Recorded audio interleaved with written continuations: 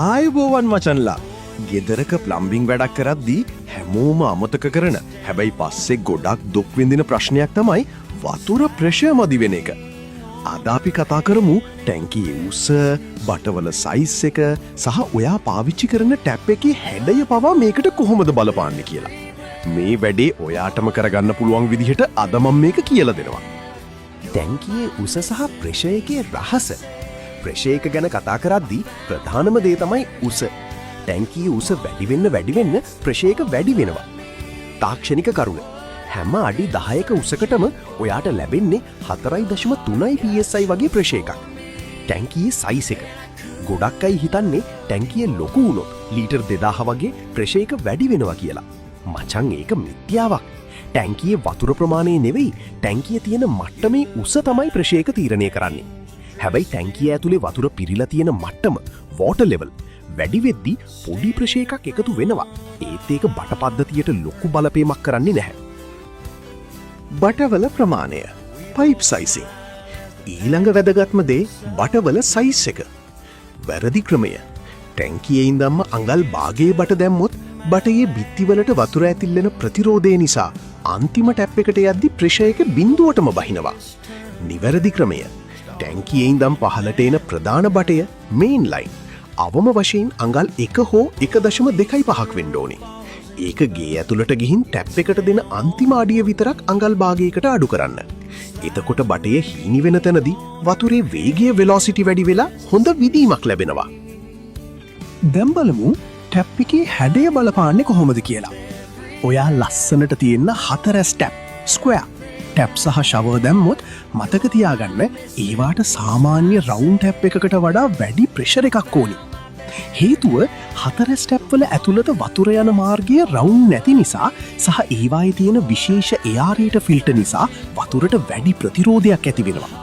ඒ නිසා අඩු උසක ටැංකියක් තියෙන ගෙදරකට 4 ස්ටැප් දානවා නම් අනිවාර්යයෙන්ම පම්ප් එකක් ගැනත් හිතන්න වෙනවා. රවුන්ඩ් ටැප් රවුන්ඩ් හැඩති ටැප් එකක්.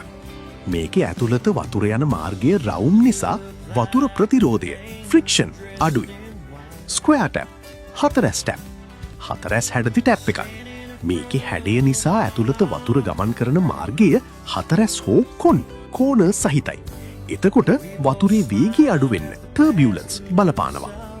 එයාරේටර් ෆිල්ටර් 4 ස්ටැප් එකේ එයාරේටර් ෆිල්ටර් එක රවුම් එකට වඩා හීනි.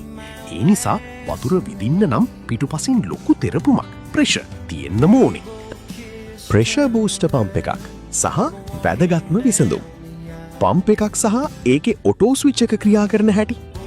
මේ හැම ප්‍රශ්නයකටම තියෙන ස්ථීර විසඳුම තමයි ප්‍රෙෂර් බූස්ටර් පම්ප් එකක්.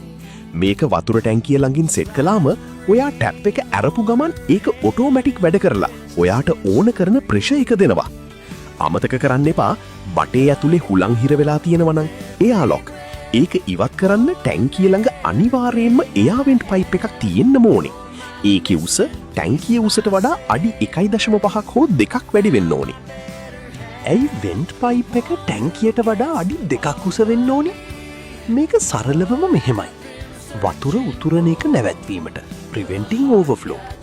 ඔයාගේ ලිඳෙන් හෝ පයිප් වලින් වතුර පම්ප් එක දාලා ටැංකිය පුරවනකොට ටැංකියේ උඩ මට්ටමට වතුර පිරුණාට පස්සේ තවදුරටත් පම්ප් එක වැඩ කළොත් උදාහරණයට ඔටෝ ස්විච් එකක් නැති වෙලාවක වතුර බට දිගේ ඉහළට යනවා.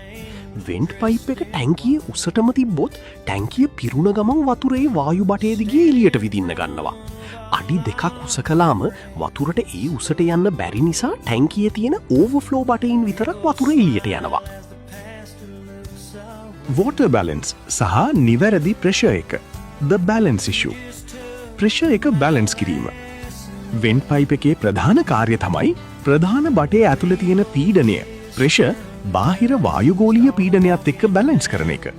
එතකොට තමයි ටැප් එක ඇරපු ගමන් වතුර නිදහසේ ගලාගෙන එන්නේ. උස වැදගත්යි. වෙන්ට් පයිප් එක වතුර ටැංකියට වඩා අඩු උසකින් තිබ්බොත් ටැංකිය පිරෙනකොට බටේ ඇතුළේ තියෙන වාතය සම්පූර්ණයෙන්ම ඉවත් වෙන්නේ නැහැ.